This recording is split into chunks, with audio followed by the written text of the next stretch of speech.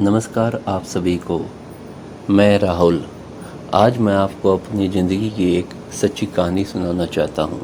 मैं एक छोटे से शहर का रहने वाला हूँ, जहाँ सपने तो बड़े होते हैं लेकिन उन्हें पूरा करने के साधन बहुत कम होते हैं।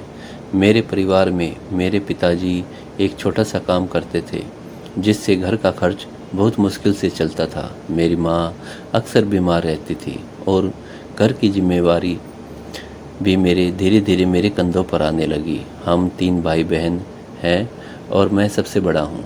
इसलिए कम उम्र में ही मुझे समझ आ गया कि मुझे सिर्फ अपने लिए नहीं बल्कि अपने पूरे परिवार के लिए कुछ करना है। शुरुआत में हालात इतने मुश्किल थे कि कई बार लगता था कि शायद ज़िंदगी ऐसे ही निकल जाएगी, लेकिन मेरे अंदर एक जिद थी कि मुझे कुछ बदलना है। जब मुझे कुछ करने की कोशिश की तो लोगों ने मेरा मजाक उड़ाया, कहा कि तुमसे नहीं होगा, घर संभालो, यही तुम्हारे लिए ठीक है। उनकी बातें सुनकर दिल टूटता था, कई बार रोता भी था, लेकिन फिर भी खुद को संभाल कर आगे बढ़ता रहा।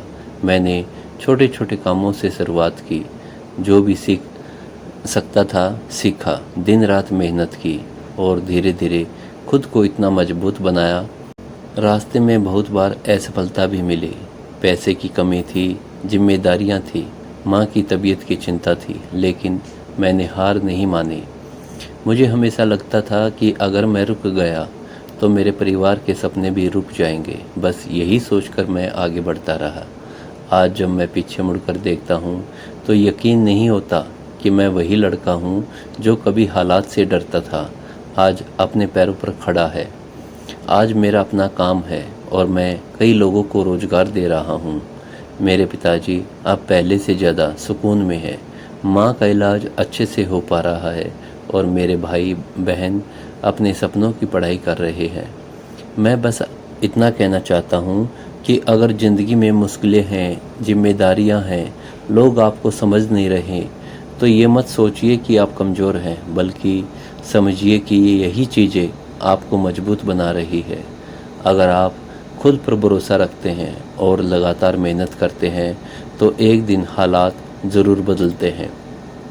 मेरी तरह आपकी कहानी भी एक दिन किसी और के लिए उम्मीद बन सकती है। बस रुकना मत, हार मत मानना।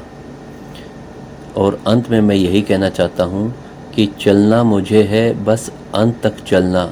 गिरना ही मुख्य नहीं, मुख्य है गिर कर संभलना।